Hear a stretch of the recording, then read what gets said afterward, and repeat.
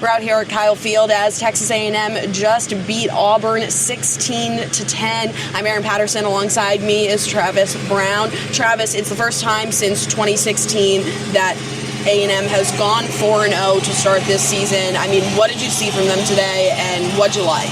I think if you want to be on the positive, the defense won them this ball game. It was an outstanding defensive effort. They held them to a shutout in third down conversions and fourth down conversions. Defense gave everything you could ask for and more. But they just barely snuck out with this win, and that's because of the penalties. 13 penalties for, I believe it was 119 total yards. I mean, they put up a total of 414, and 109 of those they had to backtrack because of penalties. This is a game that, frankly, they should have gone out and won a little bit more handily than this. It shouldn't have been that close down the wire, and penalties are the reason for that. The offense, if you take away the penalties, the offense looked fine. They were moving the ball down the field. The running game finally was able to kind of be featured in a matchup. They got behind the chains too much, and that caused problems. And it was a problem against Notre Dame, where they had double-digit penalties, 13 penalties today.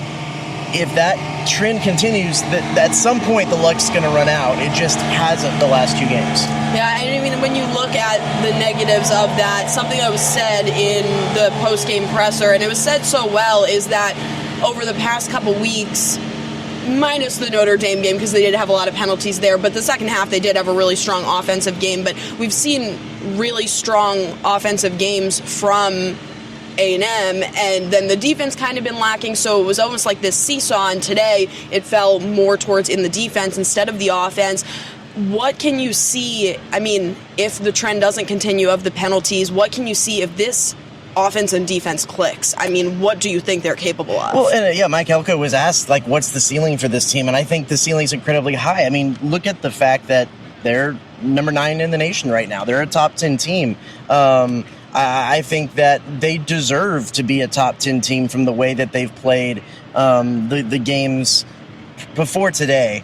I would not be surprised if they fell out of the top 10 because of this performance, even though they beat an Auburn team that's pretty good on paper. But I think if it all clicks, this could be a playoff team if it all clicks. But they need to find that all coming together. And honestly, kind of just going back to the first thing about the penalties, I really do think it was clicking on both sides. It really was. The offense, for the most part, was moving the ball, finding ways to get yards, to get 414 yards. They just were behind the chains and had to settle for field goals when they were in the red zone instead of continuing it because they were behind the chains because of holding penalties. I think 8 of the 13 were offensive penalties. 4 of those were holding penalties. 2 of them were a dead ball personal fouls that had 15 yards. Like things that just will continually shoot yourself in the foot if you have them. So if they can eliminate the penalties, this is a really good team. But it's been 2 games in a row where they've had that be a big struggle. Right, and okay, so we'll go into the positives a little bit now. The defense was lights out today. I mean, hands down, no questions asked. And you look at it where a lot of the main topics of conversation leading into the season, and then especially after their first 3 games, was the run defense. And when are we going to see it? When are we going to see it improve?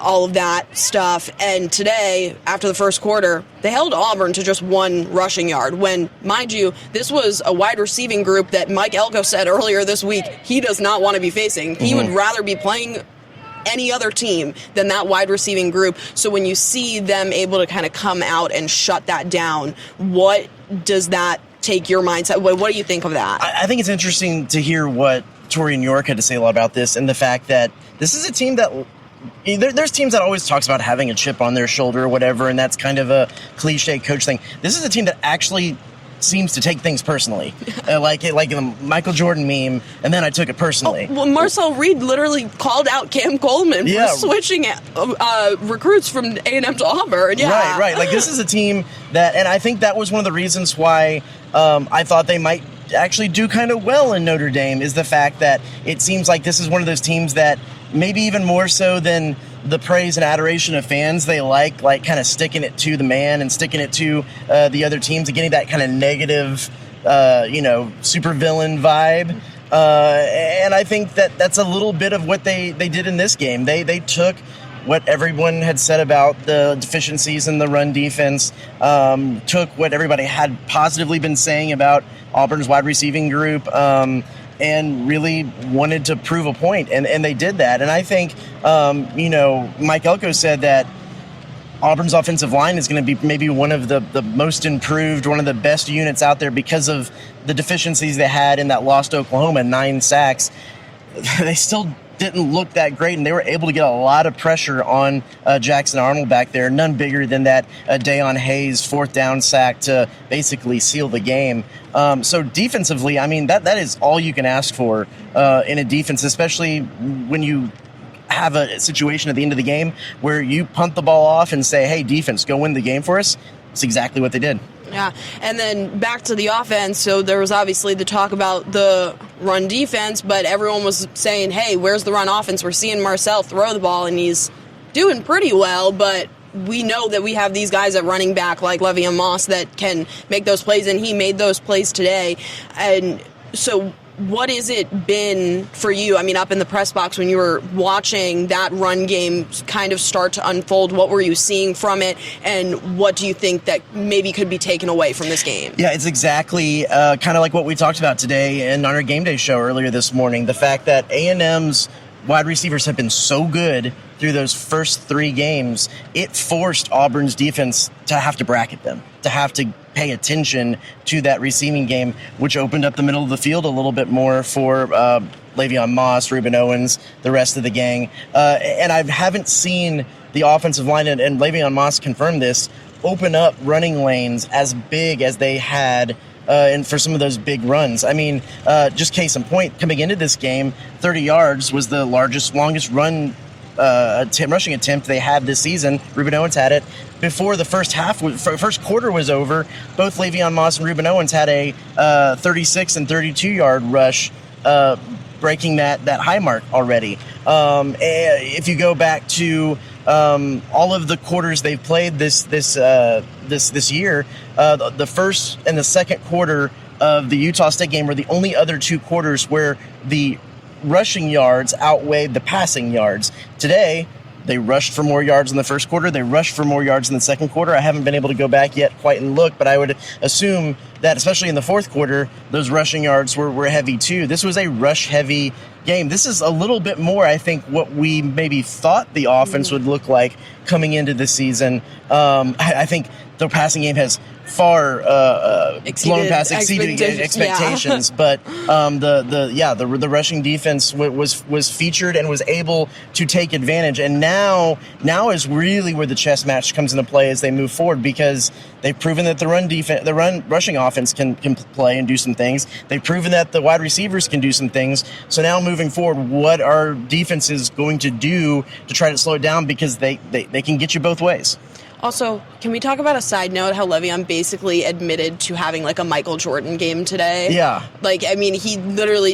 Marcel didn't even know he was sick. So that's saying something, but it's like he had a little flu game happen, and at Notre Dame too. Yeah, and we've talked about this before. There's been several times where he's kind of had a little bit of an absence, had some illness. I know in the past, Mike Elko has attributed it to anxiety, namely the Arkansas game last year, and then he comes back in later in the game and is like a new man. Now, he did actually say today, Le'Veon, that he had been sick coming into this game, like a little bit of a stomach bug. But, I don't know. I think Le'Veon throwing up on the sideline is usually a sign of good luck, because he's going to eventually come in and close out that game once he kind of rids his body of all the abnormalities that are in there. So, it is impressive what he's been able to do, especially when it seems like sometimes the deck physically is stacked against him. And so, talked about the positives, talked about the negatives a little bit. Other than the penalties, was there anything you saw today that you think now headed in, scratched the surface of SEC play, and now we're going to Mississippi State next week. So what is it that that you saw today that maybe Mississippi State is going to be able to find some holes in A&M? Well, the special teams was surprisingly a little suspect today. A couple of uncharacteristic punts by Tyler White, especially kind of there right at the end of the game. He kicked a duck down there that landed, and he actually got the lucky roll that put them back to the 22, and he shanked one early that they were able to hold them to just that field goal. I mean, Auburn wasn't really able to move the ball at all in this game, and it was some of those special teams miscues that gave them an opportunity, and the one interception, which we can just go ahead and say was completely not Marcel Reed's fault. Right. It was a really good play call for that time. Just got tipped up in the catch by in the air by Terry Bussey, and they were able to come down and run it back. But yeah, it was. I think special teams uncharacteristically. When I'm going to do grades later, they're probably going to get in the C range, and they've been like A+ this entire season. So if you're a team like Mississippi State, Mississippi State hasn't really had trouble moving the ball on offense, but if they feel like they're a little bit unmatched, they can even the playing field a little bit with some big special teams plays. And Randy Bond, I don't have necessarily as much of a problem with. I mean, he was asked twice to kick 50+ yarders.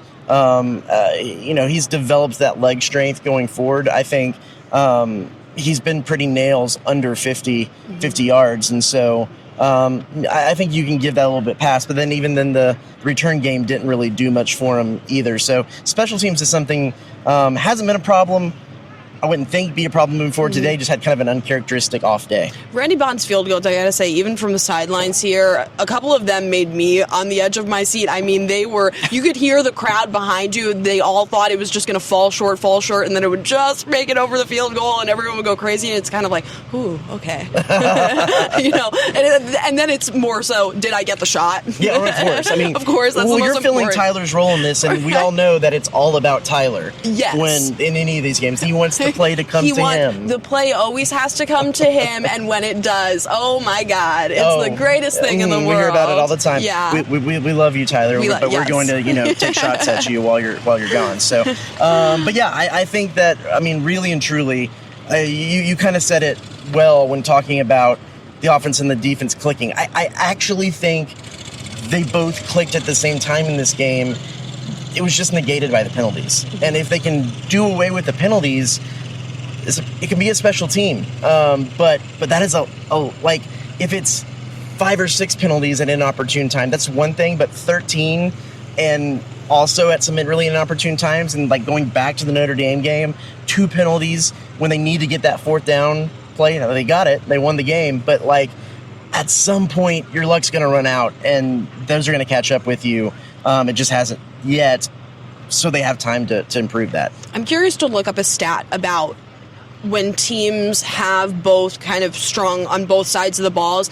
Like, I saw it a lot with Alabama, where they were always so strong on both sides of the balls, but penalties just kept on racking up, and eventually the luck did run out. So I'm curious, is it maybe just a mental, I would like to look up a stat of teams that have had such a stacked roster on both sides of the ball and see if maybe they had more penalties than anyone else. Well, so interesting. I'll give you a stat. It's not exactly what you're talking about, but a stat is the fact that 3 times in the last 2 years, Mike Elko's had a team that went out and committed 10 or more penalties.